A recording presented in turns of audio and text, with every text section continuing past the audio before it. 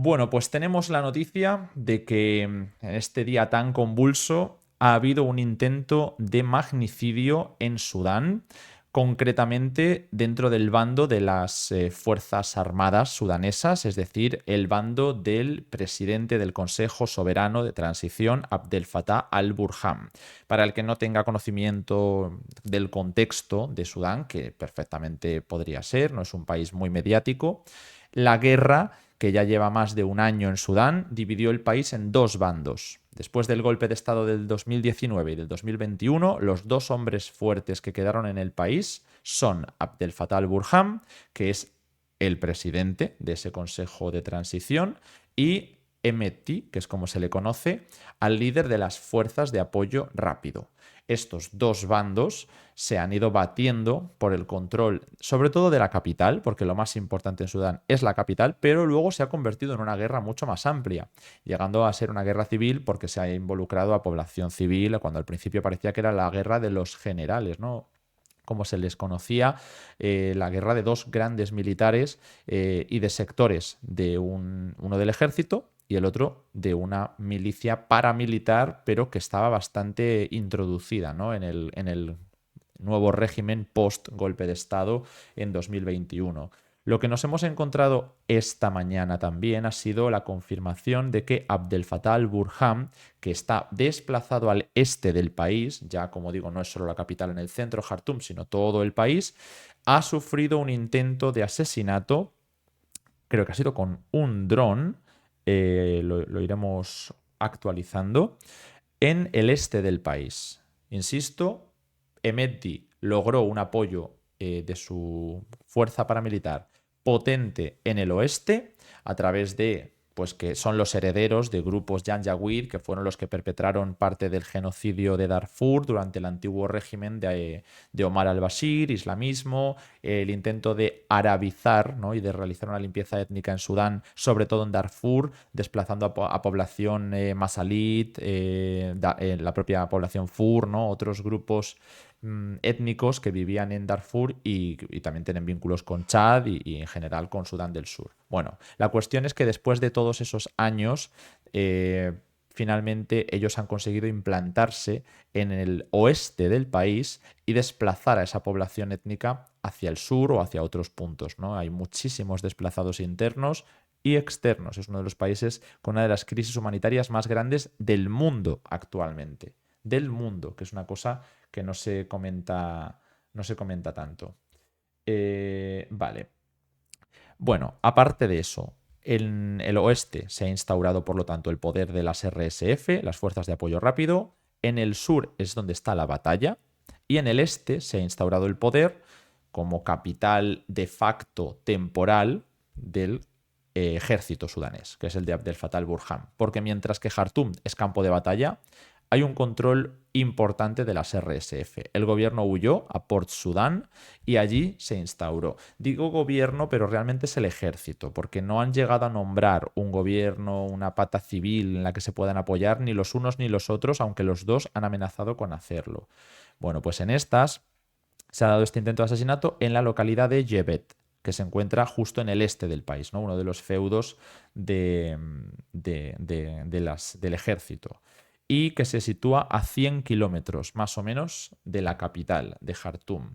El líder, como digo, Burham, estaba asistiendo a una ceremonia de graduación militar, aparentemente, y bueno, pues es uno de los primeros ataques que se está dando en esta región, aunque ya, como decíamos, se ha generalizado este tipo de ataques contra altos cargos en los últimos días y fechas, ¿no? Ya se asesinó hace no demasiado a un oficial en el Nilo Blanco, que justo es zona en disputa, ¿no? Ahora mismo, digamos que el frente de batalla se encuentra en la zona centro-sur, como digo, que es lo que separa Kordofán de Nilo Azul. Kordofán al oeste, Nilo Azul al este. Y en medio pues quedan regiones como el Nilo Blanco, Gecira, Sennar. Digamos que Gecira y Sennar han sido campo de batalla donde han ganado las RSF, y Nilo Blanco es donde todavía controla el ejército. Por eso se dio un intento de, bueno, se mató, ¿no? Creo que fue asesinado un oficial en esa región. Entonces, bueno, pues digamos que la capital temporal está en el este y es donde se ha atacado.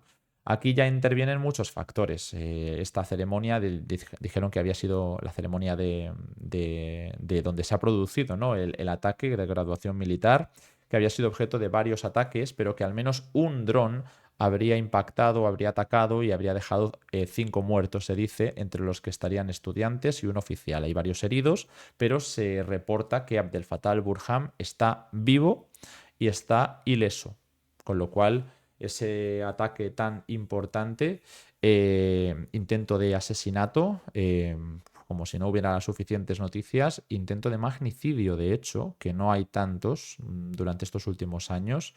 Y bueno, aún así, por supuesto, ha habido, ¿no? Pero no ha habido tantos como reportábamos en su momento. Tuvimos la muerte, por ejemplo, de Idris Deby en su momento, que sucedió con un golpe de Estado en Chad. Sin embargo, bueno, pues aquí nos encontramos con que ha sido un intento, se ha quedado en un intento y ya está. Para completar un poquito la información, ¿no? Que no nos quede tan solamente en la noticia, en el incidente, porque al final no ha ocurrido algo más grave, nos quedamos con... A ver, que veo que hay alguna preguntita. Ahora os amplío, ¿vale? Eh, Veo que hay bastante interés, incluso aunque esté sucediendo todo lo que está sucediendo en Oriente Medio y en América Latina. Pero bueno, vamos a ir con la cuestión más general porque también tiene bastante que ver Irán en las dinámicas que estamos viendo últimamente, ya que preguntáis. Y es que durante este año, más de un año, ya va 1 año y 3 meses, desde abril del 2023, que empezó esta guerra civil, el conflicto, pues bueno, ya ha involucrado a muchos países. Hemos hablado de Egipto, que se posicionó rápidamente, llevaban una muy buena relación. Desde 2021 a 2023 se dio un incremento de la relación eh, entre Egipto y Sudán, cuando Sudán todavía medio intentaba mediar con Etiopía y Egipto en su conflicto por el Nilo. Sudán se acabó posicionando muy fuerte con Egipto y ahí empezaron a hacer cooperación militar y cuando estalló esta guerra en abril del 2023, Egipto quedó completamente del lado de Abdel Fattah al-Burhan, que era el líder completamente, ¿no? de ese sector del ejército que había dado el último golpe de Estado. El golpe de Estado lo habían dado juntos los dos en realidad. Y ahí nos encontramos con que Egipto pues, tenía presencia en el norte de Sudán y que se vio implicado en algunas de las dinámicas. Es una cosa que, bueno, no ha participado luego en grandes dinámicas que hayamos visto durante la guerra. El protagonista ha sido Rusia y Emiratos Árabes, que cooperaron a través de Chad y de República Centroafricana para mandar apoyo, pero Rusia, sobre todo Wagner. Recordemos que esta guerra pues pilló justo a una Rusia en pleno recambio, ¿no? Todavía no había ocurrido, ¿no? Lo de Wagner, es decir, la guerra empieza en abril, el motín se produce durante los meses siguientes, en pleno julio, si no me equivoco, julio-agosto, y al poco es cuando se produce, al cabo de unos meses, la muerte de Yevgeny Prigozhin en 2023, lo cual nos lleva a que cambian las prioridades rusas, cambia la organización de estas participaciones en conflictos y Rusia pasa a intentar apoyar de alguna manera también al ejército sudanés, a Abdel Fattah al-Burhan. Y esto nos lleva a que tiene, como se suele decir, huevos en las dos cestas. Es una cosa que ya se había visto en otros conflictos. Rusia había dado apoyo con convoyes militares, mandando armamento, se supone, ¿no? No participando directamente, porque Wagner estaba en Sudán, pero se supone que estaba para hacer negocios mineros de oro con las RSF. Bueno, pues al llevar armamento también al ejército sudanés, se garantizaba el gran objetivo que tenía con unos, con otros y con Omar al-Bashir en su momento, ¿no? Que es la base militar en el Mar Rojo, una base naval, que es lo que quiere Rusia. Y entonces cualquiera de los dos se la garantiza si recibe apoyo militar y gana la guerra. La situación se ha seguido complicando para el ejército, por eso Abdel Fattah al-Burhan estaba ahora más vulnerable y quizás se han atrevido a lanzar ataques tan ambiciosos como el intento de magnicidio, pero hasta ahora las RSF han tenido la voz cantante incluso con el cambio de Rusia, que ha ido a apoyar al otro bando. ¿Por qué este cambio? ¿No? También es verdad que ha habido unas dinámicas muy vinculadas con Ucrania. Ucrania, la guerra de Ucrania, no solo por el tema de Wagner, el tema de los mercenarios que van y vienen, el tema de las prioridades rusas y el tema de la participación rusa, sino que Estados Unidos, buscando ser ese país, bueno, que intente aprovechar las debilidades francesas y europeas para dirigir lo que queda, ¿no?, de la influencia occidental. Lo hemos visto en Gabón, lo hemos visto en Burkina Faso, en parte también en República Centroafricana, con intentos de llegada, ¿no?, algunas giras que han hecho importantes los estadounidenses. También mostró apoyo a Abdel Fattah al-Burhan, no de manera tan sólida, pero sí lo hizo Ucrania. Ucrania, Zelensky se reunió con el propio Burhan y además se han dado ataques que habrían sido reivindicados por Ucrania, o que habrían sido asociados a Ucrania directamente, del lado de Abdel Fattah al-Burhan, ¿no?, contra las RSF o contra Wagner, que son, bueno, no sé si el ataque fue, creo, contra las RSF, si no me equivoco, que no quiero decirlo mal. Entonces ha habido, bueno, pues una suerte de cambios de estrategia, de apoyos regionales. Las RSF empezaron una gira regional y así pues llegaron a Etiopía, donde hicieron algunos acuerdos o intentaron buscar acuerdos con la parte civil del gobierno que fue derrocado en 2021. Etiopía, con esa mala relación con Sudán, parecía que se iba a posicionar un poquito más con las RSF que con el ejército, y como la relación de Etiopía y Eritrea se había ido pues bastante a tomar por saco, Eritrea empezó a, bueno, empezó o mostró, ¿no?, de alguna manera más clara, empezaron a llegar reportes de que se estaba entrenando a militantes de distintos grupos sudaneses, incluyendo a grupos tribales del este, que habían sido contestatarios con el gobierno de transición, para combatir a las RSF. Eritrea, por lo tanto, se posicionaba también del lado de Abdel Fattah al-Burhan, como Ucrania, como Egipto y como tantos otros. Claro, al mismo tiempo, el hecho de que fuera recibido Emedi por distintos países, no sé si fue el caso de Uganda, motivó que la representación de Sudán, oficial, que es la de Burham, rompiera con la IGAD, que es la Organización Regional del África, del Cuerno de África, y dijo que era intolerable, ¿no?, que se estuviera recibiendo a Emedi, que se hizo una gira bastante interesante.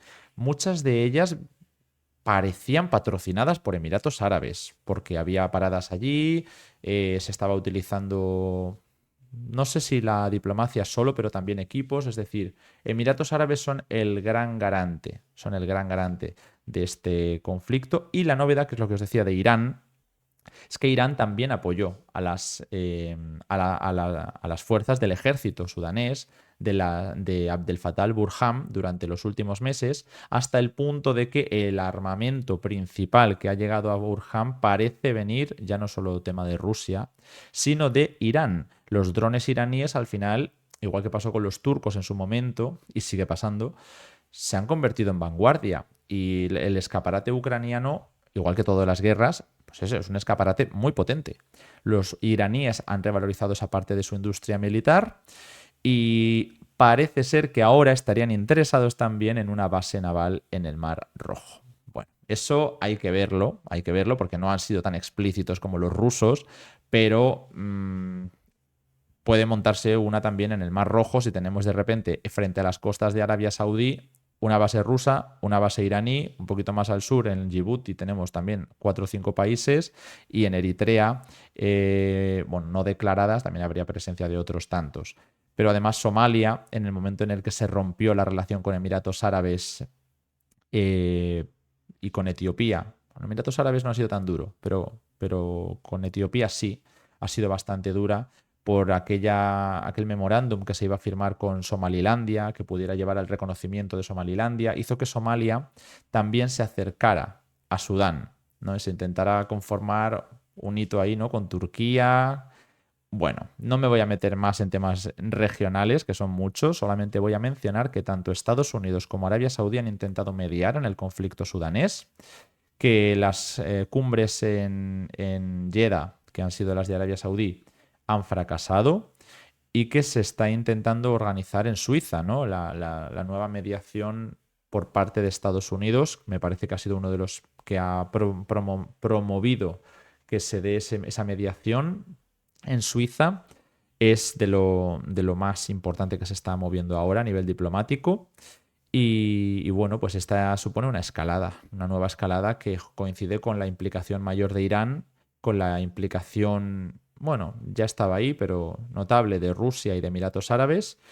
Y bueno, pues puede ser que el conflicto se siga expandiendo hacia el este. Por ahora yo me centraría en el sur, ¿vale? Que es donde tenemos Senar, Algeciras y quizá algunos de los Nilos, Nilo Azul, Nilo Blanco. Yo creo que todavía queda un poquito para eso. Kordofán del sur son zonas muy complicadas por el componente tribal y étnico que hay en algunas zonas que tenían acuerdos con los gobiernos de transición y también con el previo, ¿no? Entonces es como, bueno, es muy peligroso si las RSF convierten ciertas zonas del Nilo Azul y de Kordofán del Sur en grandes campos de batalla. Actualmente, según ACNUR, estaríamos ya hablando de casi 10 millones de personas desplazadas y más de 24 millones que necesitarían ayuda y protección. Entonces, bueno, pues vamos a quedarnos con esos datos que son para que veáis que esto no es ningún conflicto menor, que no lo estoy contando porque me apetezca, que es un conflicto súper importante, que se le hace muy poco caso y que tiene unas implicaciones políticas, geopolíticas, regionales y también globales, pero por supuesto locales, humanitarias, importantísimas. Pero todo esto de las bases militares, los apoyos, tal, en las guerras realmente se reconfigura muchísimo la geopolítica local y regional. Es imprescindible entender lo que pasa en Sudán. Y como digo, muy pronto vamos a publicar una noticia que resuma todo esto que he comentado. Y bueno, que es importante que sepáis que está en abierto para todos y como siempre, cualquier tipo de apoyo hace que nosotros podamos hacer ese contenido gratuito y que intentamos que sea la inmensa mayoría del que tenemos publicado en acceso abierto.